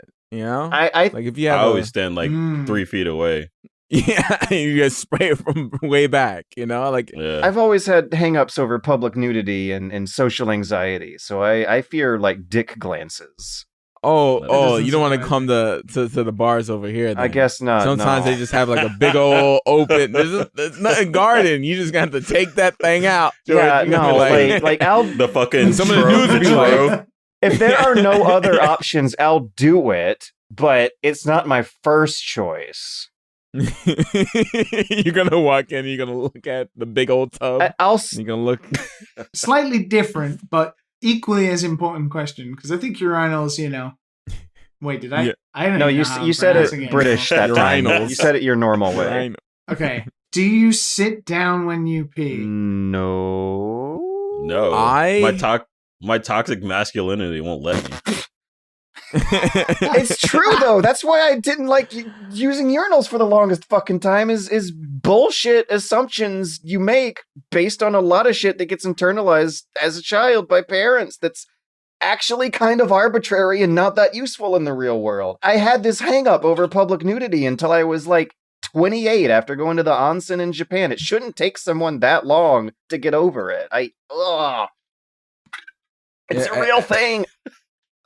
Tall toilets are best for this. And sitting down, I feel like you just don't have to worry about shit getting everywhere when you're sitting down. Everything just goes inside the toilet. How do you pee, dude? Dude, sometimes my shit be going like, it be going. Wait, no, you 20 gotta clarify ways. because you don't shit with your dick. No. I'm talking about the piss. You know, I want to be able to sit down and pee. I don't want to have to be like, all right, let me aim. Gotta load up the clip and shit, and sometimes you just can't hold it. It's like a fucking hose. No, It still has like I have to clean my bathroom. So I want to make sure that bathroom stays clean as much as multi-shit. possible. that your job isn't that hard. So you're like treating yourself. You're like, I'm gonna have a sit down. I'm gonna have a sit down gonna pee. All right, treat you do a little myself. hover technique like the girls do. I'm telling Keep you, your man. butt clean. Little Yeah. hover yeah. technique.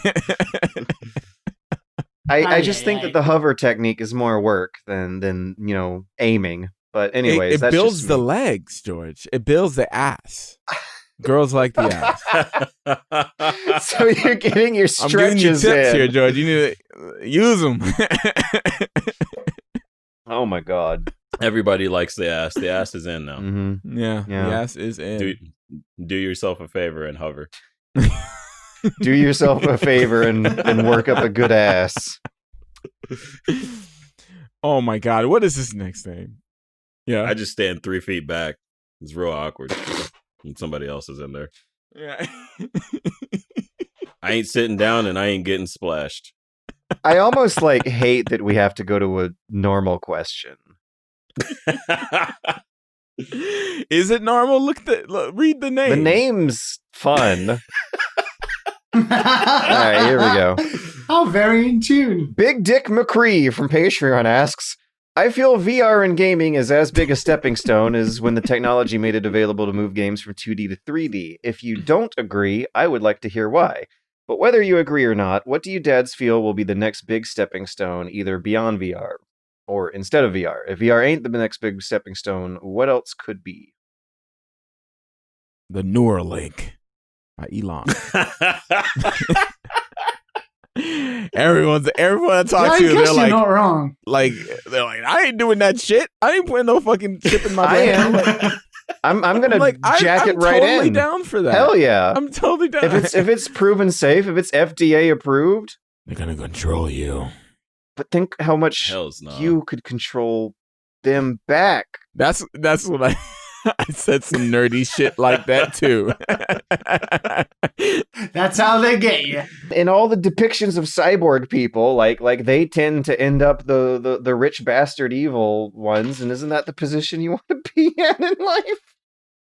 I want to gain a professional edge over my competitors by implanting a thing in my brain that'll make me think faster, right? That's Dude, you're not fucking Kusanagi, dude. You're just gonna end up like fucking diamond mind or something. You're gonna be on Mars. That's what's gonna happen. You're gonna be Elon's gonna program you, and he's gonna be like, "I heard you shit talked Mars once. How would you like to I'm break sending rocks? you to Mars." if I'm there to like make the landscape a little more interesting, then maybe I could spice it up a bit. Like hire a background concept artist to give it some flavor and some color. Maybe throw in some giant mushrooms. Those look alien. You're gonna right? get mind controlled into strip mining Mars for Elon Musk. Mm-hmm. Yeah, that's the more likely, I think. Yeah, you guys don't want to be connected all the time, and Already and am. Yeah, and actually, I don't want to be anymore. You don't. I don't want to. Are you already off the grid stage, George? Oh no, You're no, already yeah, on I've off. definitely thought about it. I'd like to, like at some point when this whole YouTube business is over, just hermit for a while by a lake in the mountains. I got a literal ad in my mailbox for a concept called tiny homes. The mailer literally says tiny homes are now available with lakefront lots. Yeah. And they're like cheap. They're 60,000. Well, I don't know if that's cheap. They're compared cheap. to That's housing cheap. costs these days. Yes. Like a $60,000 tiny home in the middle of nowhere by a lake sounds so absolutely comfortable right now in this year of 2020, our Lord. So maybe that's the next big thing in gaming, is playing a game on an old analog TV or a hipster Game Boy, either one of the two, in your tiny home, in your tiny $60,000 home by a lake in the middle of nowhere. And I wonder if it's a food desert. There's got to be a reason those tiny homes are only $60,000. Because they're small, but they're space. I hope that's the and only reason. I hope that's the catch, because I can deal with that catch. There's a few companies doing it. You're only gonna have space for a urinal, and you're gonna have to shit in it. I don't want to shit in the urinal, no. Can't. That's it. Multi-purpose urinals. That's what's coming next. That's the future of gaming. Urinals, Multi-purpose urinals. Seats with multi-purpose urinals in them. What Urinals, urinal. What are you saying? What are Liam? Urinals. Urinals. would you call it? Urinals. Rhinos. Hundreds of years in the future, living on a space colony outside of Uranus, and you have to use the urinal in Uranus. Oof. What are First of all, don't move to Uranus. No one's.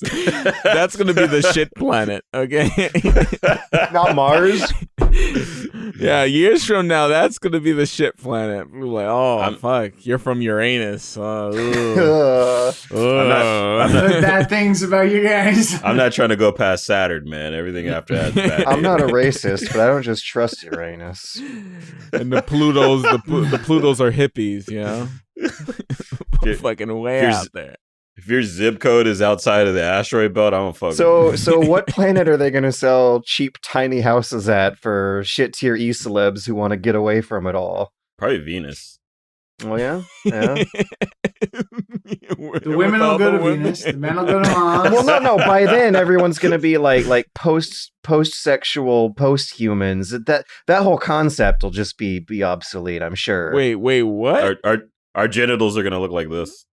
Oh no! We're gonna interface to like I'm not even Octopus. going to describe what Lauren did on the camera. You just have to imagine it, listeners.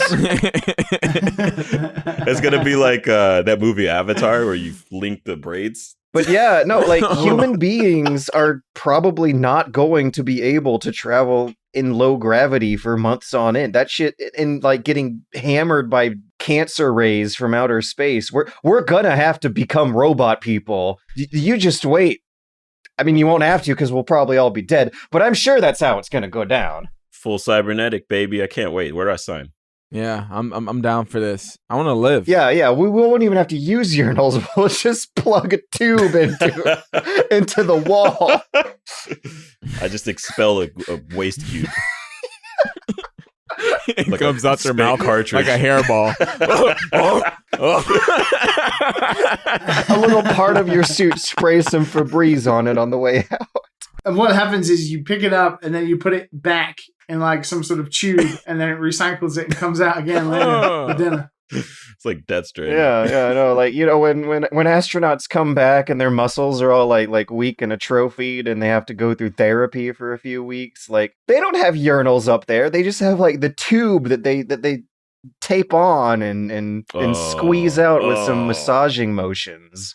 It's You have to piss into a yeah, vacuum. yeah. Having a gushy biological body in outer space is. You guys should play Policenauts. Hideo Kojima goes extremely detailed about just all the things that go wrong when you're in space for too long, As no surprise. Isn't that the game where you could like sexually assault every female character? including your mother. Whoa. And / or a daughter figure who stands in for your mother because it's been so long since you've been back home from space to space. It's totally a Japanese incest fetish subplot that has aged What? very suspiciously. Kojima was a fucked up way back Yeah. then. Oh yeah. No latex He's babes. mild though. now. No latex babes in that one. The quiet dancing in Metal Gear Solid 5 was just normal then to him. It was foreplay for him. Holy shit. Oh my god. Dick Ewers from the inbox asks, way back What's with all way the back in dicks? June, when this was more timely of a topic, The Last of Us Part 2 has been out for over a week, and while reviewers were mostly very positive about it, the internet latched on to the divisive story choices and viciously condemned the game and anyone who praises it. Do you think this is mostly thanks to the massive leak in May, or is it inevitable to have a rift between reviewers and audiences when it comes to risky story decisions? There is fucking nothing risky about The Last of Us. People just get pissed off about Wow. women in video games. Oh my god. I mean, let's be honest. People are still arguing about Abby's muscles to this day. Oh my Really? God. Literally tweets about dudes looking at calendars in their game being like, this is impossible. She could never have these muscles in the apocalypse. And it's like, Like, bro, it's a fucking video game, dude. Grow up. these fucking incels exposing themselves so fast that they've never been in a gym. Yeah. God, Yeah. Jesus Christ. Wow.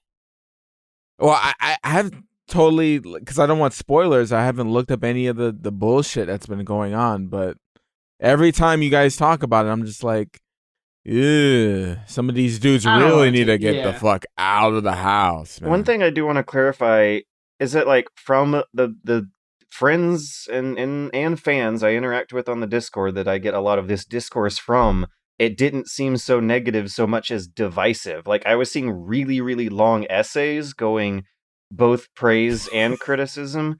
There's a very valid reason as why it's divisive. I can't spoil it because Matt, Okay. will I gotta have the game spoiled, that right? means I gotta go buy it. Damn it. there's a very clear reason why it's divisive, and then it leads into the game being about Ellie, and she's a lesbian, and also there is this other character, and reasons people hate her, but then she's also super muscular, and she doesn't look like a traditional female in video games. Boo-hoo. They use the term the internet in this question as if to refer to the internet as a whole, and I fear that what they're doing is characterizing all of the internet by the very loud vocal 4chan minority.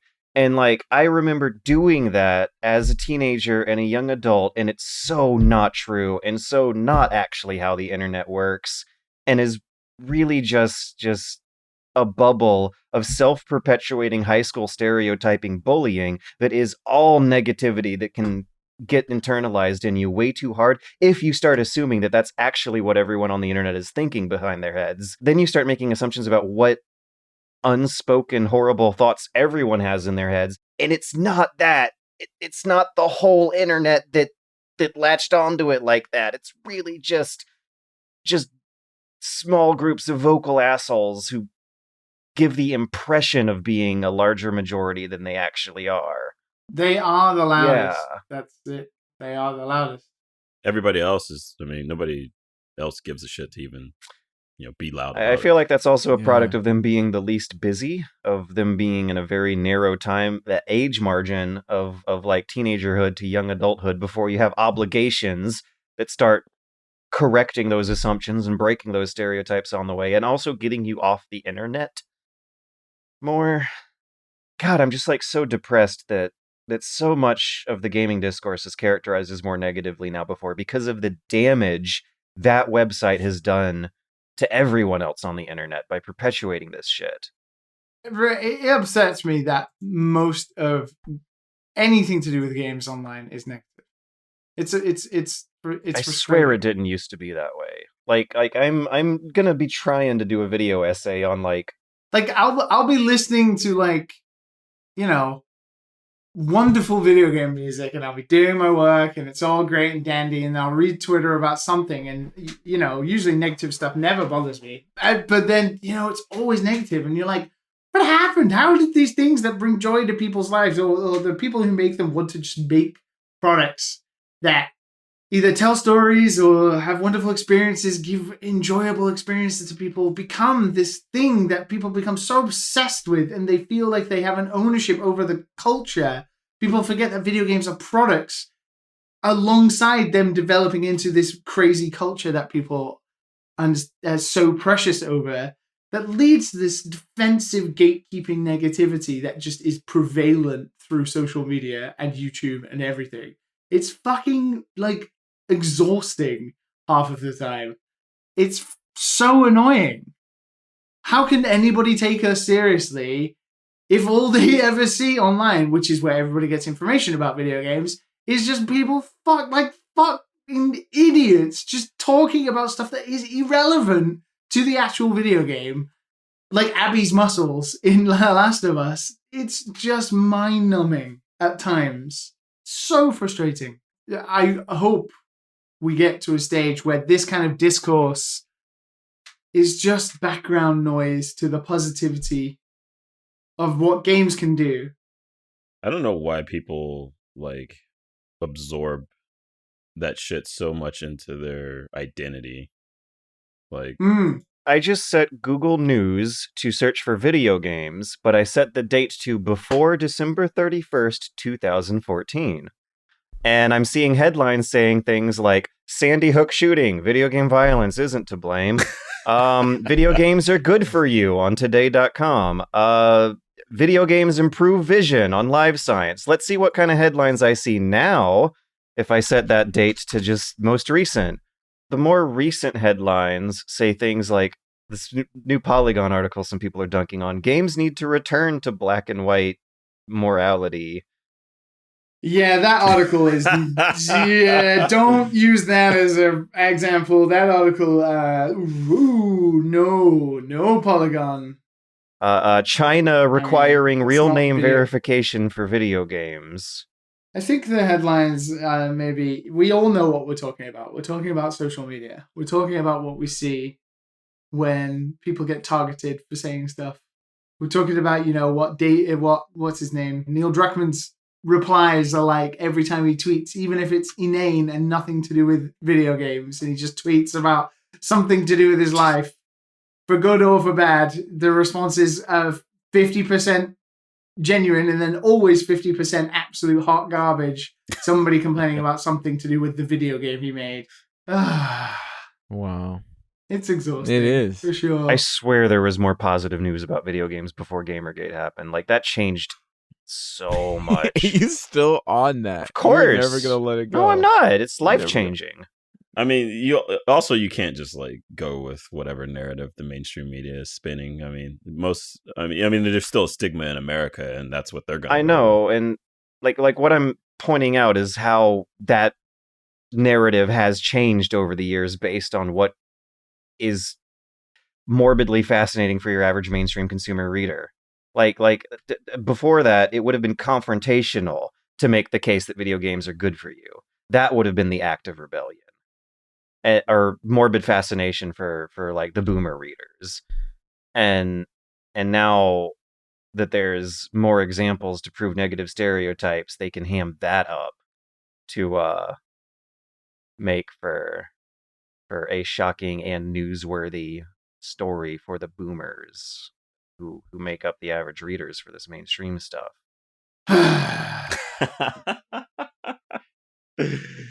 What was the question? Longest Yeah. sigh.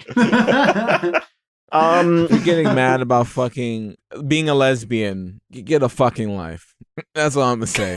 Get a fucking life, man. If my and it's gonna be a if guy. my It's not gonna be a woman who's angry about this stuff. It's gonna be a fucking nerd motherfucker in his fucking basement. Get a fucking life. Get a fucking life. I'm gonna be that guy.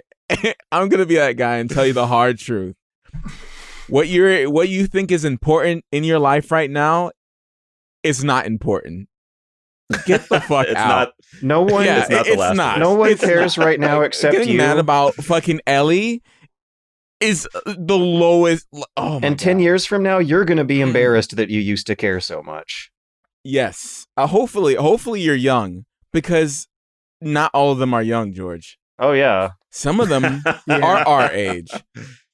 And that's the saddest part. Then they're going to be 40 in 10 years. And if they still care about this shit when they're 40, You've wasted your life. And as soon as you accept that, you can move on and probably have a better life after that.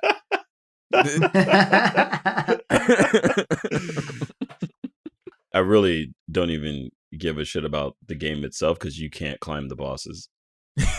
Exactly. There you go. That's a good rule to live by. Good rule to live by. You can It's play not like Dragon's 4 Dogma. games. That's it, and you won't be disappointed. All those arms and you can't climb the boss. Those muscles on Abby not used to climb a boss. Come on. You could stick a knife through somebody's skull, but you can't climb a dragon. Yeah. Wasted opportunity, really. Yeah. You can smash up urinals, but can't climb a boss.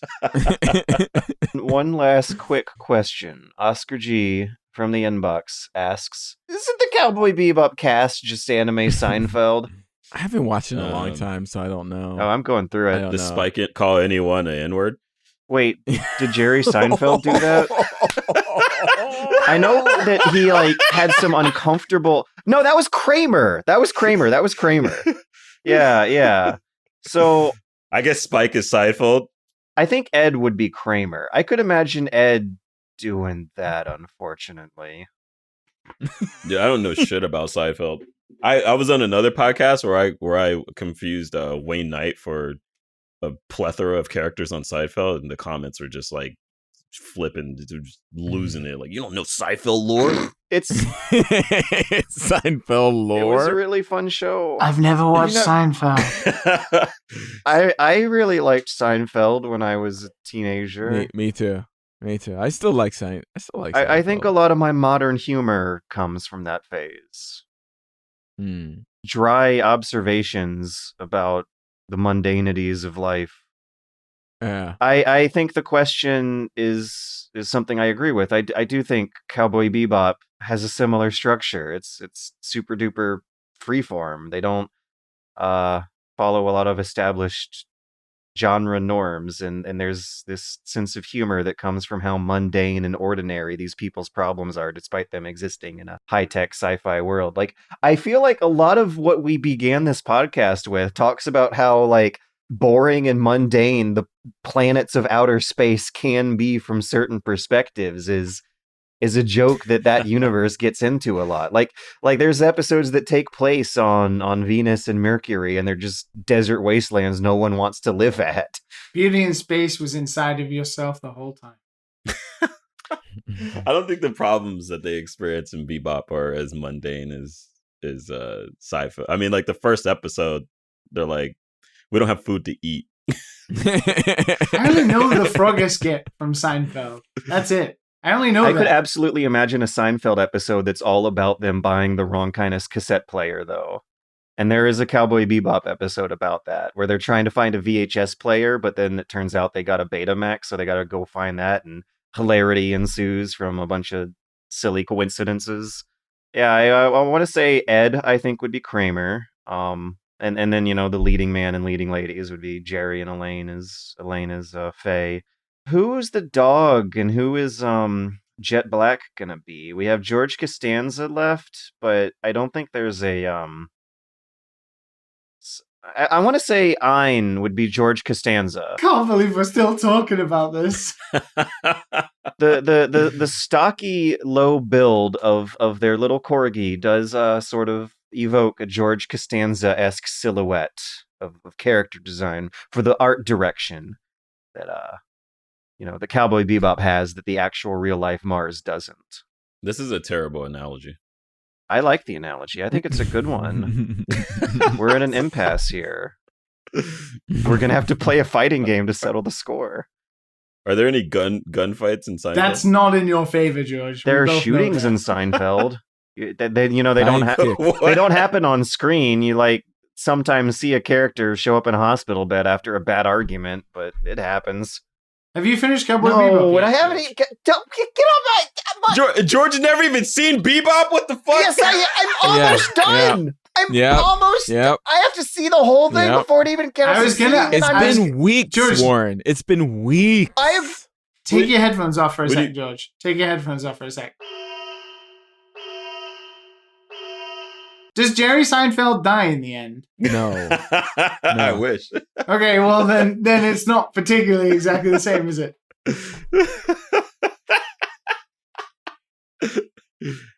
Can I put my Yeah, headphones put back those on? back 'Cause on. I have to read by body language. Matt's giving me a double. Liam's giving me. Warren, what about you? Okay, good. I got a triple thumbs up from all my dads and my So sons. Spike's being. No, I just need to ask a question that would have spoiled the end of Bebop for you. Yeah. Did they talk about 9/11 in Seinfeld? Oh, it didn't run that long, did it? No, it didn't run that long. But someone did write a pitch perfect 9/11 episode where like they all get mildly inconvenienced by the massive world-changing terrorist attack and they like act callous and rude to the victims and hilarity ensues. You can read the script. I believe it was released on BuzzFeed. And it was written by a fan, not the official writers, but they got the tone perfect. And you can BuzzFeed. yeah, like Elaine is dating someone who ends up like having to be in a full body cast after getting exploded in the towers, and then she breaks up with him because he just has to be in the hospital the whole time, and it's no longer an exciting relationship for her. Wow. Is that how that show is? Yeah. Yes. Yeah, It is. It is like the progenitor of the like Always Sunny, Arrested Development. What's the Larry David one I Yes. love so much? I s- Like assholes having hate a that bad show. day. Curb Your Enthusiasm. Yeah. Unlucky. Four cast assholes member have a bad day for 30 minutes. for 30 Dad and years. Sons podcast. Oh yeah. Oh no. We are 4 people this time. I just can't watch a show where the people are unlikable. And so like That's Always Sunny. That is Always Sunny. yeah. To the Yeah. T. Every clip of that show I've seen, I fucking Yeah, hate. it's an acquired taste. I did not like them Definitely. for the first few episodes at all. Then they seep their teeth into you. The venom gets inside. The earlier seasons, I think they're bigger assholes than they are in the later seasons of Always Sunny. Like, remember, I don't know, Matt, did you watch like the first? First, like 5 episodes. And There's an episode where they do a home invasion, and it's fucking inexcusable. How am I supposed to laugh and giggle at the terror that they put this poor family through? Yeah. I've seen Yeah. that. I've seen that. Yeah, clip. that's the Yeah. one that like I really remember is not also feeling like the other episodes too. I was like, this is like the cops. This isn't funny. Like this is really happening. Someone breaks into your home under the guise of something positive and fucking traumatizes you. Like this is real life. This isn't funny. We have a warrant. Blah, blah, blah, blah, blah, blah, blah, blah, blah, blah. I have this piece of paper that says you all die. Yeah. Whoops, wrong house. Oh, suspect's already in custody? Whoops. This is the section of the podcast where we make George uncomfortable. He looks visibly uncomfortable. Thank you for informing us on the current situation in Austin. That was Austin Justice Coalition Community Outreach Director Warren Berkeley, joining us for this 2-hour podcast of Dad and Sons, an OK podcast, supported by Liam listeners wants to like go you. to sleep now. Is this This week is ASMR? called The Tangential. Thank you all for listening, and thanks to Ryan Lafford for our hilarious theme song. Thanks to Henry Ying, the animated video background you can watch on the Super Bunny Hop second channel on YouTube. Remember that this show is supported for viewer donations of listeners like you. You can follow us individually on Twitter and hang out with us personally in Discord, $5 Patreon donation. Until then, try your darn diddly daddest to have a wonderful week. Bye. Don diddly daddest. I like that.